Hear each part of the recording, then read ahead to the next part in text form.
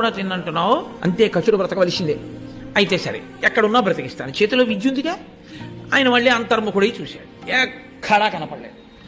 ఆఖరికి తన కడుపులోనే కనపడ్డాడు, బూది అయిపోయి. అమ్మాయి రాక్షసులు నాతో తాగించేశారు, బూది కలిపేసి లోపలికి వెళ్ళిపోయాడు.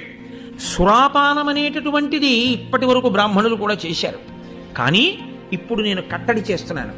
ఎంత తపస్సున్నవాడైనా, ఎంత జ్ఞానమున్నవాడైనా, ఎంత భక్తి ఉన్నవాడైనా సురాపానము చేస్తే వెంటనే వాడికి విస్మృతి కలుగుతుంది. వాడు ఏం చేస్తున్నాడో తెలియదు, పాపక పని చేస్తాడు. నేను సురాపానం చేయడం వల్ల అందులో కచుని యొక్క బూది ఉంది అని తెలుసుకోకుండా తాగేశాను. కాబట్టి నేను ఇవాళ నుంచి లోకానికి ఒక వాక్కు విడిచిపెడుతున్నాను.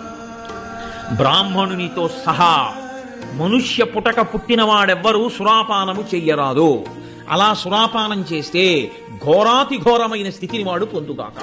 కాబట్టి ఆనాటి నుంచి ఇక సురాపానం అనేటటువంటిది పూర్తిగా నిషిద్ధం శాస్త్రం. కాబట్టి శాస్త్రమునందు అనురక్తి ఉన్నవాడైతే ఆ ఒక్క మాట చాలు, దాని జోలికి వెళ్ళకూడదు. కాబట్టి ఇప్పుడు ఈ లోపలే ఉన్నటువంటి వాడిని బ్రతికించాలి కూతురు కోసం. కాబట్టి ఆయన మళ్ళీ ఆ మంత్రం చదివాడు, లోపల ఆ కచుడు ఊపిరి పోసుకుని మళ్ళీ సహజ స్థితిని పొందాడు.